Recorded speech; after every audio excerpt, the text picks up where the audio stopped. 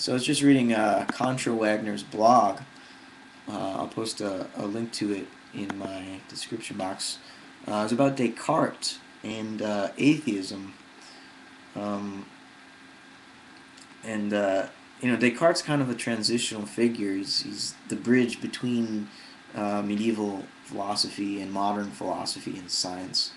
And he was kind of caught in both worlds. I mean, he recognized that the Christian cosmology was not true, that actually the sun was the center of the solar system, the Earth one among the planets orbiting around it, in a space which, at the time in the 17th century, they weren't quite sure how expansive it was. Um, and so he was in a different uh, on a different planet at that point than humanity had been on for thousands of years prior to that. And I mean, I don't mean that literally.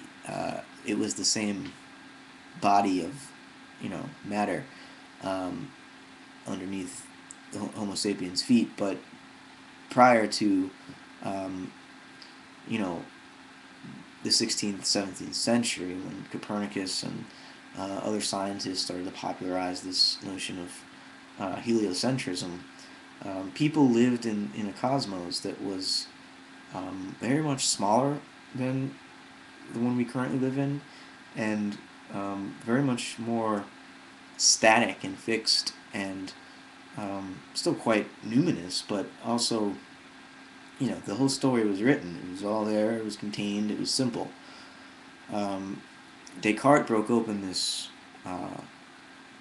broke open Pandora's box, really, and out came science and technology. Now, I think Descartes should really be credited with having given birth to technology, because science as knowledge, I mean, when you consider Hume's critique or skepticism in response to Descartes' dualism, which Hume still carried over and assumed.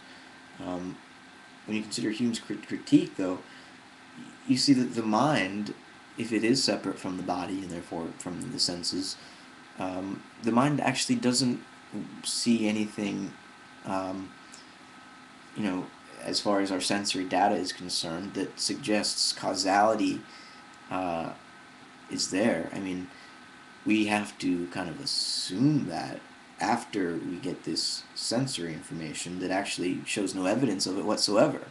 It's just a relation between, two patches of color, a correlation, you know, and our own inner perceptual experience. I mean, Descartes was comfortable saying, yeah, well, we have a soul that God implanted in us, so it must be divine and perfect and have access to knowledge and innate ideas and all that. Hume wasn't so ready to believe that. He looked inside his mind and saw just, a bunch of um, perceptions flying around. And, he looked for himself and he couldn't find himself. He just saw a bunch of perceptions flying around. Um, and it was pretty convincing, actually. So, and Kant tried to save the day for human knowledge by saying, well, don't worry about what's actually out there in the world itself, the objective world itself, because the mind necessarily structures reality in terms of time and space and causality and all these things we can measure and have a pretty good understanding of. Um, and Kant tried to save morality from this um, situation of just having certain necessary given laws, and I don't know if he succeeded, but the point is, I think we can have knowledge of the world, um, but to get it, I think we have to go back to Descartes, and we have to recognize that, yeah, you can make a distinction between mind and matter, but you can't separate the two. One cannot exist without the other. And, we're all comfortable saying that about the mind not being able to exist without the body, but yet it goes the other way too. The body can't exist without the mind. Any body, atom, molecule, cell, nematode, any body also has a mind, just like every mind also has a body. Um, so in a sense, there is a dualism. I mean, there's two poles to a process, um, but to conceive of them as separate things is just an abstraction. And once you recognize that that's an abstraction, you no longer have this problem of trying to come to terms with how the mind could know the world. Well, it knows the world because it's one with the world. It's in the world. It feels the world. It touches the world. The world is what we're composed of, really. So the mind is directly penetrated and permeated by the world. And the world is permeated by the mind. Every attempt to know changes the thing known. And everything known changes the person knowing it. So there's that constant in and out, give and take, circular process. Mind becoming matter, becoming mind. And, I think we kind of have to do this as in, everything I talk about on my channel. We need to adopt a philosophy of organism that recognizes the cosmos as alive rather than as a machine, because I think Western culture, and because Western culture has, taken over the planet, basically, the whole world now, has been traumatized by this modern secular worldview and the technology which was unleashed upon the biosphere, not only, destroying ecosystems and wrecking the climate, but enslaving human beings. I know that's painting a bit of a dark picture about it. There were some benefits, I suppose you could say. But in order to get out of this situation we've found ourselves in, we have to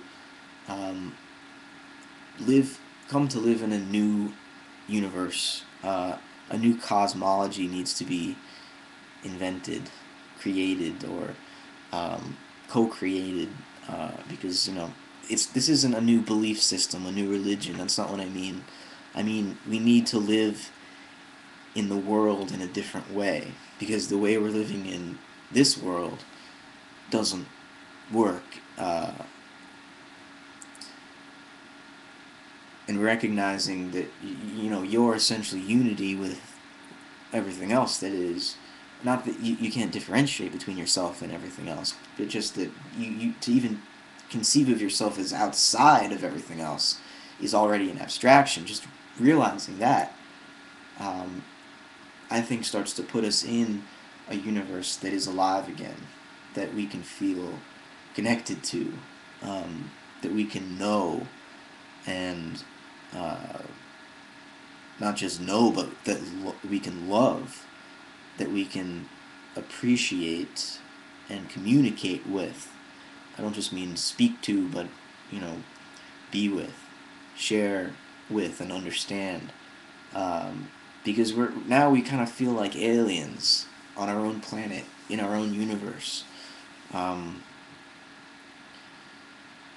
I think it can be traced back to Parmenides, but Descartes did really turn us into, all of us into, astronauts, a thinking substance in this bodysuit, kind of breathing an oxygen tank or something.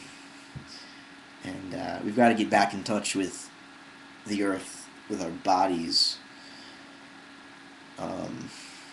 But I say that in every one of my videos, I think. You've heard the message.